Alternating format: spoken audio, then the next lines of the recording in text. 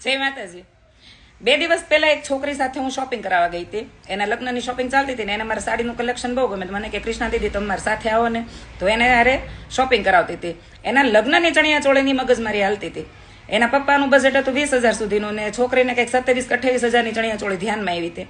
એટલે એના પપ્પાને રીહે ચડીને ધડે ચડી કે પપ્પા મને આ ચણિયા ચોળી જોઈએ ને પપ્પા કે તું એક જ વાર પહેરીશ ને 20,000ની ચણિયા ચોળી લઈ લે, 20,000 સુધીની આટલી બધી મોંઘી નથી લેવી। તો એને વાત મેં એમ કીધું કે એક જ વાર લગ્ન કરવાના હોય, લઈ દો ને। મેં કાકા 2,000 વધારે ભેળવીને હજી 30,000ની લઈ ગયો, પણ એ છોકરી જે શબ્દ બોલી છે ને એના ઉપર ભાર મૂકી દે કે એક જ વાર લગ્ન કરવાના છે। જે રીતે સમાજમાં છૂટાછેડાનું દૂષણ વધ્યું છે, મને એવું લાગે છે કે અમુક શબ્દોનો કંઈ અર્થ જ નથી રહ્યો।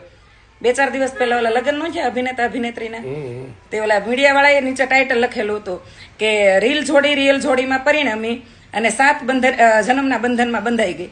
મને હાળું હસવું આવ્યું કે 7 ભવનું બંધન નહીં ભાઈ, 1 ભવનું બંધન પાર પાડી ગયો ને તોય બહુ થઈ ગયું। અને અભિનેતા અભિનેત્રીને તો અનુસરવાના જ ન હોય, એ લોકોને નક્કી જ ન હોય। કહેવાનો અર્થ એવો છે કે આપણે સામાન્ય માણસ છે। અહીંયા મેં એટલા માટે આ શબ્દ લીધા છે કે હું એક જ વાર લગ્ન કરવાની છું। જો આ છોકરી એની ઉપર ભાર મૂકી દે ને તો એને 30,000 વાળી ચણિયા ચોળી લઈ દેવાય, પણ આ શબ્દનો અર્થ જાણવી જોઈએ। અને મને એટલી ખબર પડે કે અમુક શબ્દો કે અમુક કહેવતો અત્યારે ખાલી વાત પૂરતી જ રહી ગઈ છે। ખરેખર એનો અર્થ જાણતા હોય ને તો એ બોલવા જ ન પડે।